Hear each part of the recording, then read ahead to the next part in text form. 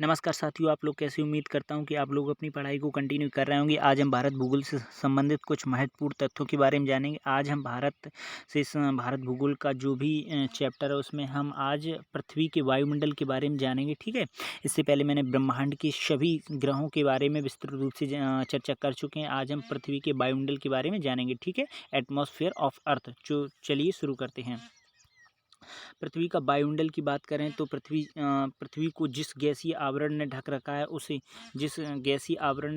उसे पृथ्वी को वायुमंडल कहते हैं। इस वायुमंडल के कारण ही पृथ्वी पर जीवन संभव हो पाया है और वायुमंडल की सूर्य से आने वाली हानिकारक पर्यावरणीय किरणों को अवशोषित करता है और ग्रीन हाउस प्रभाव द्वारा इन दिन और रात धरातलीय तापमान को संतुलित रखकर पृथ्वी के जीवन की रक्षा करता है। यह आवरण कई गैसों से मिलकर बना है जिसका विवरण नीचे दिया गया है, ठीक है। तो यहाँ पर मैंने पृथ्वी के वायुमंडल के बारे में बात की। जो पृथ्वी के वायुमंडल है वो सूर्य से आने वाली अल्ट्रावायलेट किरणों को रोकता है और दिन रात इन्हीं सभी गतिविधियों से होता है, ठीक है। तो चलिए जो आपका पृथ्वी का वायुमंडल है वो कितनी गैसों से मिलकर बना है, कौन सी गैसें हैं, उनके बारे में जान लेते हैं। तो जो पहली गैस है वो आपकी नाइट्रोजन है, यानी N2 जो 78% है। और जो ऑक्सीजन है वो O2 यानी 20% है। और जो आपकी आयरन है वो आपको 0.93% है। और कार्बन डाइऑक्साइड यानी CO2 ये आपकी 0.03% है। और आपकी जो नियान है वो आपकी 0.0018% है। और हीलियम जो आपकी है वो आपकी हीलियम He 0.0005% है। और आपका ओजोन जो है O3 यानी ऑक्सीजन के थ्री अणु, तो वो आपका है 0.00006%, ठीक है। तो आपको दिख रहा होगा, यानी 4 जीरो के बाद 6% है, ठीक है।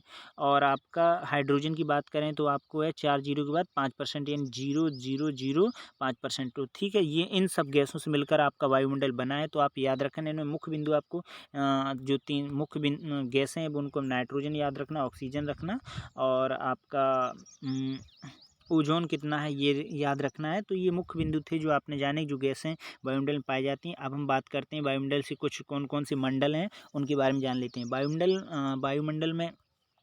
वायुमंडल में दाब एक समान नहीं रहता है। ऊंचाई बढ़ने के साथ साथ दाब कम हो जाता है। पृथ्वी के वायुमंडल में कुल 5 परतें में विभाजित किया गया, यानी वायुमंडल है उनको हमने जो यहाँ पर विभाजन है वो 5 प्रकार की विभाजन किया गया है। तो आपका क्षोभ मंडल है, समताप मंडल है, मध्य मंडल, आयन मंडल और बाह्यमंडल। इन इंग्लिश में कहते हैं ट्रेपोस्फेयर और स्ट्रेटोस्फेयर और मेजोस्फेयर और आयनोस्फेयर, एक्सोस्फेयर। तो ठीक है, तो ये जो मंडल थे, तो हम पहले इन क्षोभ मंडल के बारे में बात करेंगे, क्षोभ मंडल के बारे में बात करेंगे, फिर समताप मंडल की, फिर मध्य मंडल की, फिर आयन मंडल की और फिर बाह्यमंडल के बारे में बात करेंगे, ठीक है। तो चलिए शुरू करते हैं।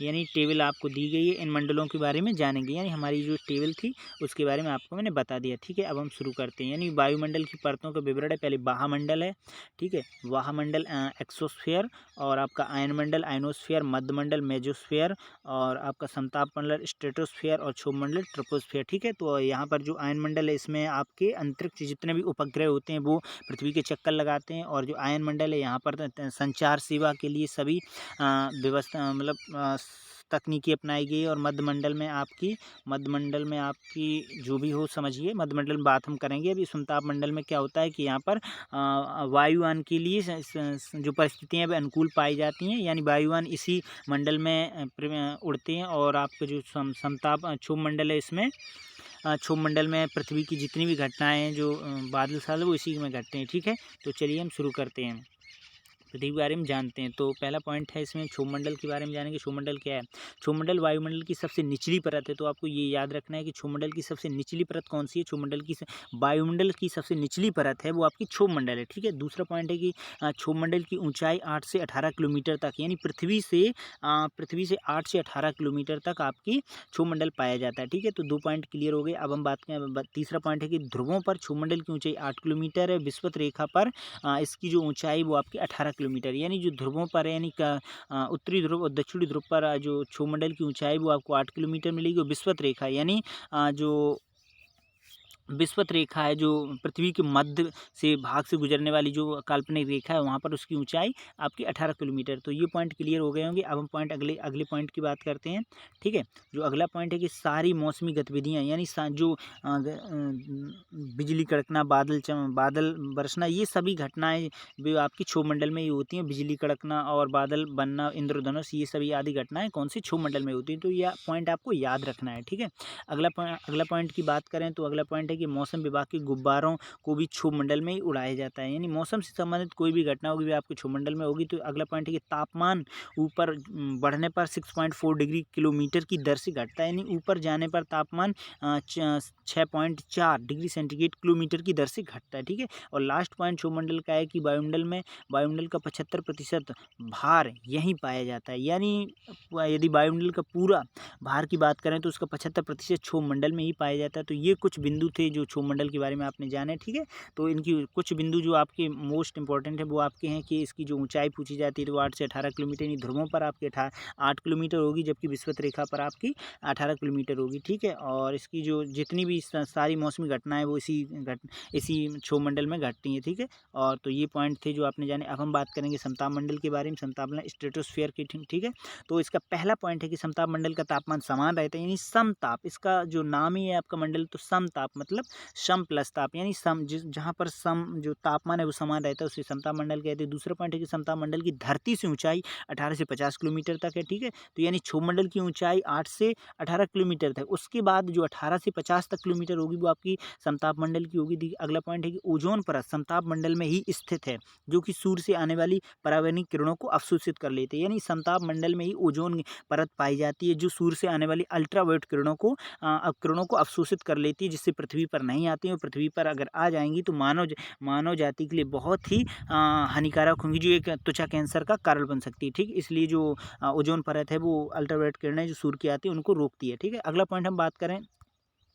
तो अगला पॉइंट है कि तापमान समान रहने से मौसमी गतिविधियां मुक्त होने के कारण वायुयान समताप बढ़ने, यानी जो वायुयान की स्थितियां होती हैं उड़ने के लिए, उसके वहाँ पर मौसम साफ होना चाहिए। तो आपकी समताप मंडल में ही मौसमी गतिविधियां शांत होने के कारण या वहाँ पर समताप मंडल कोई भी मौसमी घटना नहीं घटती है, जिस कारण से समताप मंडल में वायुयान उड़ते हैं। ठीक है, तो ये समताप मंडल से कुछ बिंदु थे जो आपने जाने। समताप मंडल की ऊंचाई आपको याद रखना है, यही एक इंपॉर्टेंट क्वेश्चन है, और इसमें समताप मंडल में ओजोन गैस पाई जाती है। ठीक है, जो ये आपको याद रखना। अब हम बात करेंगे मध्य मंडल के बारे में, मेसोस्फीयर के बारे में। ठीक है, तो पहला पॉइंट इसका बनता है कि मध्य मंडल वायुमंडल की तीसरी परत है, वायुमंडल के बीच में स्थित है। यानी मध्य मंडल का मतलब है कि वायुमंडल की जो बीच की मध्य परत है उसे हम मध्य मंडल कहते हैं। उसका जो अगला पॉइंट है कि मध्य मंडल की ऊंचाई धरती से 85 किलोमीटर तक है। यानी जो समताप मंडल की पहले हम बात करें क्षोभमंडल की तो आपकी 8 से 18 किलोमीटर तक है। समताप मंडल की बात करें तो 18 से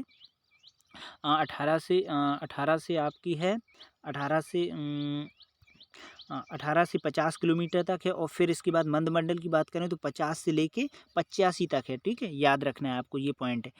अगले पॉइंट की बात करते हैं तो इसके अगले पॉइंट है कि मध्य मंडल की ऊंचाई समताप मंडल से 60 किलोमीटर तो ऊपर फैला हुआ है। मध्य मंडल जो है समताप मंडल से 60 किलोमीटर ऊपर फैला हुआ है। ठीक है, जो मध्य मंडल से उसके बाद जो समताप मंडल जो मध्य मंडल है समताप मंडल से ऊपर 60 किलोमीटर तक फैला हुआ है, यानी ऊपर तक, यानी 85 किलोमीटर तक है। ठीक, अगला पॉइंट है कि अंतरिक्ष से आने वाले उल्कापिंड मध्य मंडल में ही आकर ही जलकर समाप्त हो जाते हैं। ठीक है, ये भी आपको याद रखना है कि सूर्य से आने वाली जितने भी उल्काएं पिंड हैं वो आकर मध्यमंडल में ही समाप्त हो जाते हैं। अगला पॉइंट है कि मध्यमंडल की परत में तापमान ऊंचाई के साथ साथ बढ़ने लगता है, यानी ऊपर जाने पर, वायुमंडल में ऊपर जाने पर तापमान में भी वृद्धि होती है। ठीक है, तो ये पॉइंट थे जो मध्यमंडल से जो आपने समझे। अब हम बात करेंगे आयन मंडल के बारे में। चलिए तो शुरू करते हैं, इसे हम आयनोस्फीयर इंग्लिश में कहते हैं। ठीक है, तो इसका जो पहला पॉइंट बन रहा है कि आयन मंडल धरती से 690 किलोमीटर की ऊंचाई पर स्थित है।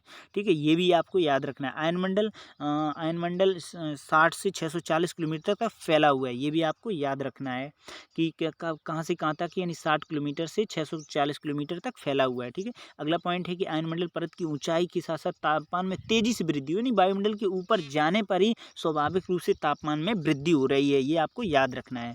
अगला पॉइंट है कि आयन मंडल पर आयनमंडल परत को आयनमंडल इसलिए कहा जाता है क्योंकि यहाँ पर सूर्य की विकिरण के लिए विद्युत अवशोषित कण आयनज कण पाए जाते हैं जो कि रेडियो संचार के सहायक होते हैं, जैसे टेलीविजन तथा रेडियो संचार। यानी आयनमंडल में ही रेडियो संचार से संबंधित गतिविधियाँ होती हैं, तो आपको याद रखना है।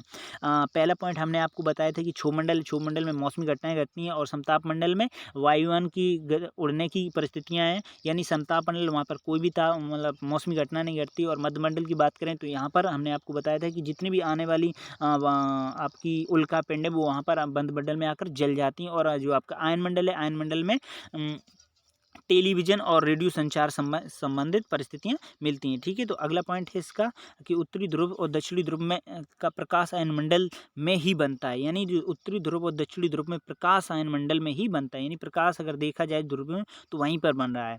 और उत्तरी ध्रुव का प्रकाश को वोरियलिस कहा जाता है और दक्षिणी ध्रुव के प्रकाश को ऑस्ट्रियलिस कहा जाता है। तो ये भी आपको शब्द दो याद रखना है कि उत्तरी ध्रुव के प्रकाश को वोरियलिस कहा जाता है और दक्षिणी ध्रुव के प्रकाश को ऑस्ट्रेलिस कहा जाता है। तो ये पॉइंट थे आयनमंडल से संबंधित।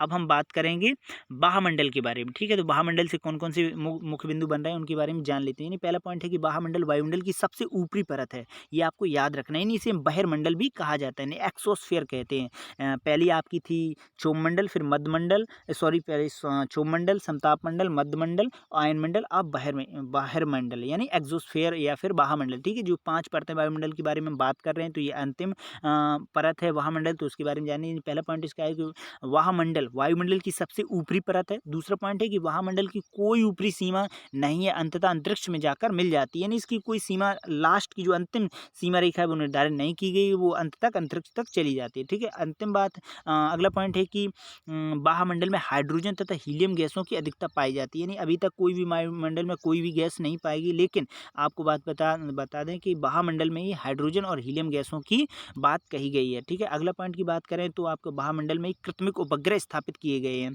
तो सभी मंडलों की कोई ना कोई एक विशेषता है। तो वायुमंडल की विशेषता है कि यहाँ पर गैसें हाइड्रोजन और हीलियम गैसें पाई जाती हैं। वायुमंडल में ही पृथ्वी के उपग्रह भी स्थापित किए गए हैं। ठीक है, और वायुमंडल में धरती से 500 से 1000 किलोमीटर तक पाया जाता है। यानी एक मोटा मोटा आइडिया की बात करें तो 500 से 1000 किलोमीटर तक तो पाया ही जाता है और इसकी कोई अंतिम सीमा निर्धारित नहीं की गई, वो अंतरिक्ष तक जाती है। ठीक है, तो ये कुछ पॉइंट थे जो आपने जाने।